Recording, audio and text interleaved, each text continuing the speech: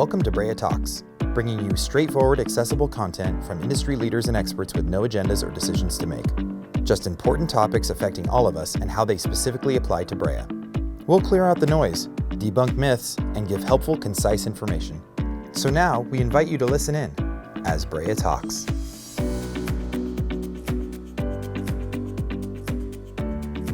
Hi everyone. Today, Brea Talks, the future of retail. I'm Dave Crabtree, Community Development Director for the City of Brea, and I'm joined today by John Mehigan, who is the Senior Vice President for Regency Centers. John, welcome, and I appreciate you taking the time to have this conversation with me. Thank you, Dave. I want to cover a few aspects of retail. I'd like to talk first about, kind of how we got here, talk about what that looks like for Brea, some of the myths and issues that are out there, and what some future opportunities might be. So let's just kind of get into it a little bit. That whole question of how we got here in the retail environment. We hear about retail and Armageddon and the Amazon Big Bang, and I hope I'm not stealing all your words here, but what's changed? Is this a trend? Sure. How can you help me with that? Yeah, so how we got to retail Armageddon? Well, it started obviously when the internet was invented and people started buying things online, but it really didn't pick up until 2010 or 12. And I look back at it, and that's about the time that 4G became available to cell phones. And so all of a sudden, cell phones started working much faster and better.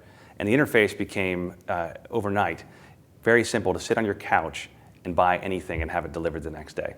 So over time, that has built up, and Retail Armageddon is the result of basically all of us out there buying a little bit more and a little bit more every day online. Very good. And just in terms of some of that history, the stuff that I hear, those other buzz phrases, that Amazon Big Bang, and these analogies Sure. of the universe and so Yeah. forth. Help me with that. Well, I think that definitely that Big Bang moment happened individually in every family. And when you started to kind of stop going to the grocery store as much as you did, stop going to the mall as much as you did. But I think that overall, Retail Armageddon is really misunderstood.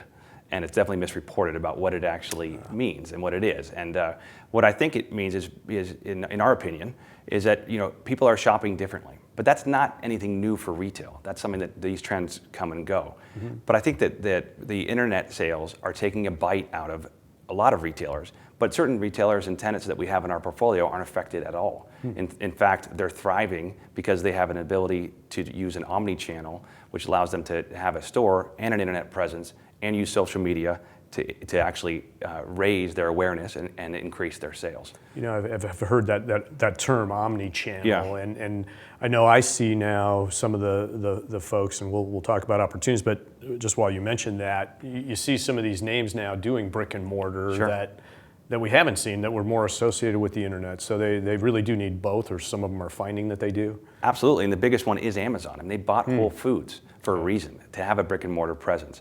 But you're right, other retailers that have been online only have started to open up our bricks and mortar stores, and they've seen an increase in sales in those areas. And a lot of tenants, not just Amazon, who looks for Prime members, but other tenants look for who's buying their products online and try to put a store in that location in order to gain more awareness and actually deliver their brand right to the customer. Got it. So if we look at that or talk about that, for Brea, or Brea's smaller, but Southern California and some of that perspective, are we different? Are we better or worse? Yeah. Comparing that statewide, nationwide. Well, we've always been very lucky. I've had my whole career in Southern California, and always in my 22 years, there's been a new retailer coming into town to backfill vacancy. So we have a very strong market here because sales are very strong, and tenants really, at the end of the day, retailers just want to be where there's a strong sales environment. And Southern California has great demographics in order to create that sales environment. So we're lucky, we are different. What the issue is, I think, these days, is that a lot of Southern California is master planned. Orange County, a great deal of it comes from a master plan design, and those designers, when they put in the amount of retail, weren't thinking of this thing called the internet that was going to come along and steal some of these internet, these retail sales. So it was designed for a different time, so we have to evolve. Yeah. And so I think that, with us, we're looking at changing our centers and having our centers evolve, but also trying to merchandise them differently. We really don't want a center with tenants that it's filled with tenants that it can be easily attacked by the internet. You try to deliver those tenants that can be all the things we hear about. Give you an experience, customer service. Feels like you have a brand awareness with the customer. So we've changed our philosophy from there with how we lease our shopping centers because of it. But our numbers have never been better as far as occupancy is concerned.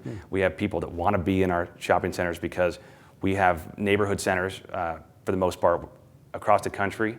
We have 80% of our centers are anchored by a grocery store, but locally 100%, and actually have a few centers that have 2 grocery stores.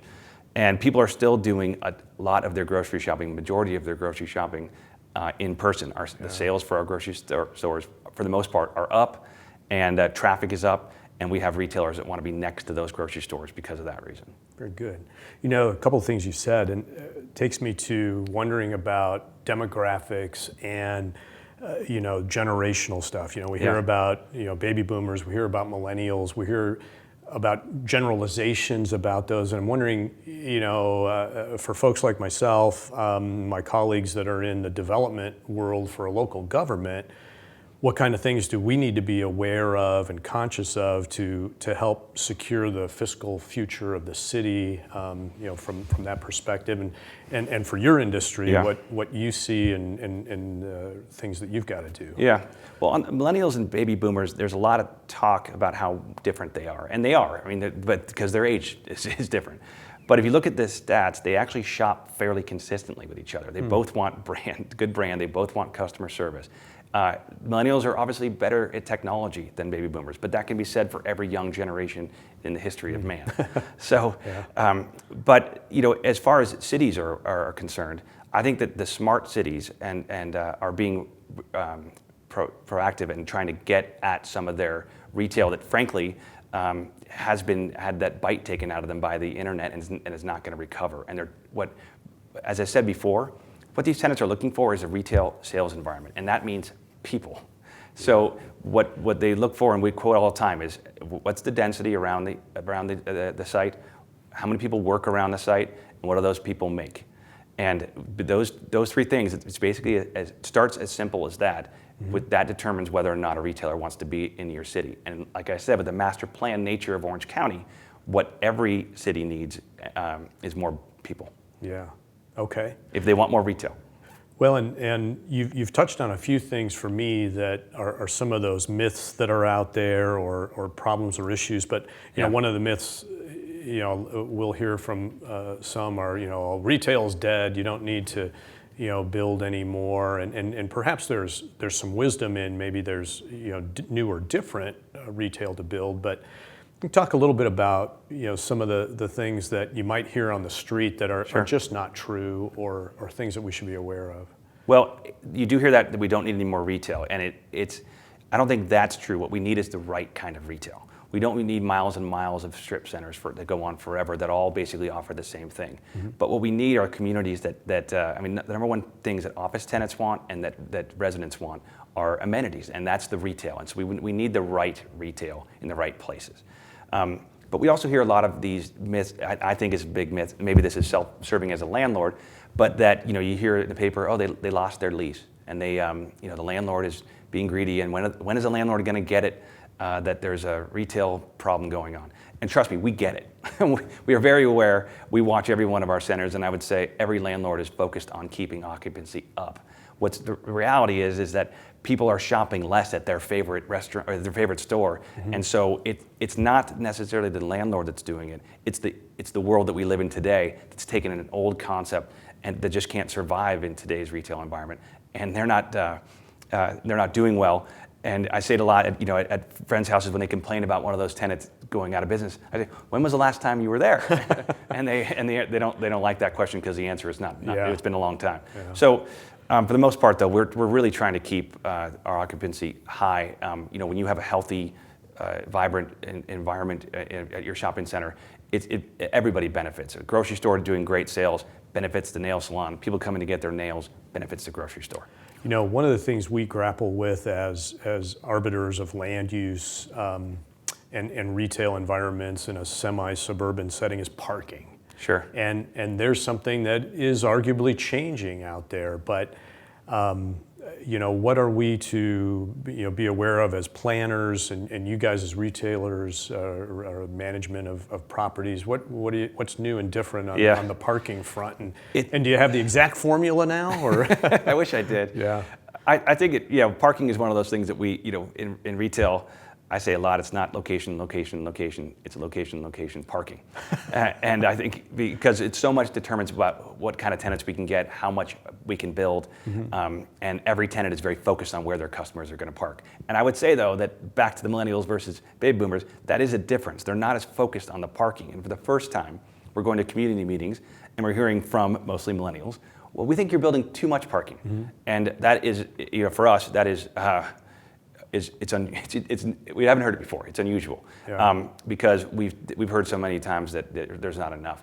And when we do surveys on our parking lots, almost every single one of them, there's always an available parking stall. It's just not exactly where the person wanted. When they got in their car, they pictured parking right in front of the front door of the store they were going to. And when they get there, someone else had that same vision and took it before they got there. But there is parking available. But what we're hearing a lot, and it's a weird time to be a developer, is that all these autonomous vehicles are going to come along, and no one's going to need any parking. And so we go on and continue to build it, because today, city codes require us to provide that parking. Restaurants and retailers haven't adopted these philosophies that parking isn't a problem. So over time, it's definitely changing, and you can see tenants being less concerned about it, and realizing that Uber is a real thing. I heard the other day that hotels get 30% of their traffic now is just straight Uber, so they need less parking. And I feel like most people, when they go out to dinner, they're taking Uber now. So it's those realities and those changes are certainly going to affect the retail that's built in the future, and I think make a great impact on it, and it'll be a lot better.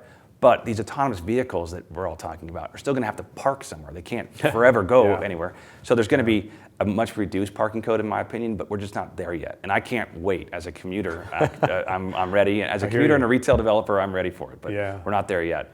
Well, this is a great transition too for us to weave in some talk of those future opportunities. I mean, my takeaway from some of what you're telling me here is for a city, to help realize the investment that folks like yourself and other companies might want to make in our communities, that we need to be open to some of that flexibility. We need to provide for that assurance for our community and our decision makers that there will be enough parking, but not be afraid of some creative solutions. And I'm wondering if if that's been some of your experience, or what some of those other opportunities might be for the future. Well, what we're doing now is a lot of shared parking analysis, where we look at when the stalls are actually being used, and we're really considering more valet at our centers. And we're also striping in Uber stalls in order to give them a kind of a home base for them to come and go. We think that makes a big impact. But with Brea, I feel like when I was starting my career out, I worked as a broker, and we leased a bunch of shopping centers up and down Imperial Highway. And I always loved working in Brea because, frankly, you only get paid when you lease, and we leased well in Brea. And the reason we did is because it had a good combination of daytime population with the office that you have around here, and a lot of residents, and that combination, like as I said earlier, creates an attractive place for a retailer. So building on those two things, as much daytime as you can get, that just gives every restaurant a bigger lunch business. That makes it a huge impact. So putting those uses together is also, I think, part of the future. We've done a lot of vertical mixed use in our history. We're starting to look at a lot more vertical mixed use and horizontal mixed use, because those uses, when you have office above you and you have all those customers, and now frankly, people don't walk that far for lunch. And if you can have them pour out at noon and go to all your restaurants, the retailers are loving that. And I think that's a big shift. 5 years ago, Southern California tenants were still thinking like, no, give me my parking, give me my space. And now they're saying, put me up against apartments, office as much as possible, and I will do that. That's where I want to do business, because I know that I'll be able to get their attention and get them in here. So is this idea of, talking about that mixed use Yeah. in our existing, shopping center properties and so forth, Yeah. should we expect to be hearing from folks such as yourself about introducing housing into some of that as well? I mean, Absolutely. Okay. I think that the retail herd needs to be thinned. And most of our shopping centers, we think, are very thin, very lean and mean already. But I think overall, some of these other shopping centers out there can, their part of the herd is going to be thinned. And I think the best thing for the surrounding retail is to add more office and residential. Okay. I'm trying to think of other tool solutions. As you know, as we've been in touch, you've kind of followed Brea, and we've done some community-wide outreach and heard from our community and our business sector on things that they may want to hear that they may want to have in their city in order to stay in Brea. Mm-hmm. I'm wondering, for you as a major property owner, business owner here in town, what kind of things you're going to need from the Brea of the future in order to, fully realize the potential of your properties. And we've touched on a few things, but other things that come to mind, I'd love to know them, to have Sure. them in mind, to continue to discuss as time goes on. Yeah, well, we're very lucky, we feel, to own 2 properties in Brea. And I think in the future, that idea of being flexible on parking, being flexible on uses, I think is going to be important. The spaces, I said earlier that in Southern California, there's always been another tenant coming along. It's been like the burger wars and the pizza wars or whatever. There's been a wave of tenants that always want to occupy that space. I feel like that's still very strong, but that use may be not a retail use. It might, there might be someone that wants that space, mm-hmm. but it isn't is an apartment or an office developer, or it's a combination of other uses or something like that. We've seen it a lot in the healthcare world. We've been approached by a lot of the hospitals and just medical uses in general that want to be part of the grocery anchored center world, because that seems to be kind of a natural center of town. But I feel like that flexibility in the future, and realizing that putting a medical use in or one of those other uses is so good for that retail, that if you want that vibrant retail and you want those great restaurants, everyone always wants more restaurants. You need more bodies, and how do you get that? You create a combination of uses that are coming together on your site. Very good. So if I can ask, and you'll be careful about your answers. I don't want you to give away any trade secrets, but on a state scale or national scale, what's the hot new restaurant that we ought to be looking for to welcome into Brea, or the new trending retail establishment? Any teasers for me for what we might coming be in the seeing? future? Yeah. I hate to say the most boring answer, but the reality is that we don't get too excited about one specific tenant, because retail and restaurants, as we all know, they kind of come and go. They have their time and they go. The burger wars, they fizzle out. And so what we do is we kind of create spaces that it could be leased by a variety of tenants. And I'm sure, so as far as secret tenants to look for, you're seeing a lot of tenants get smaller. I mean, and so these big giant restaurants that offer full bar and they're 6,000 square feet, mm-hmm. that's extremely hard to find tenants that want to be that size, frankly, because of the cost of not the rent, but of the labor. So you're seeing those restaurants, those fast casual, kind of this fast casual category get really active, and those tenants wanting to be more 4,000, 4,500 square feet at most, just because that's as big as they can be and still be profitable. So that's a category that's busy. Those big dinner houses are harder to find these days in California. Very good. Well, John, we've kind of come to the part of this discussion that I like to call the last word. Wow, okay. I'm going to give you the opportunity to have the LW, and what would you leave a community like Brea and myself as a community development director thinking about for the future of retail in our community? Okay. Well, I would just go back to where we started. Retail Armageddon. It's not what you think it is, but it is something that needs to be taken seriously, and everyone needs to understand that we're all quietly part of the problem. My family shops online. We're a big part of the problem. And that the right retailers and the right landlords are doing everything they can to counter that effect, and we're finding tremendous success. And If you look around at the retail centers today and 10 years ago, they're much different. But like I said, they're every bit as vibrant, filled with people. Occupancy is good, rents are good, and we think we're being a very good service to the community. So it's not what you think it is, but something to be taken very seriously. Excellent. Really appreciate it. Thanks so much for your time tonight. Thank you for the opportunity. And, absolutely, and for our listeners tuning in, thanks for listening, and keep listening as Brea talks. Thanks. Good night.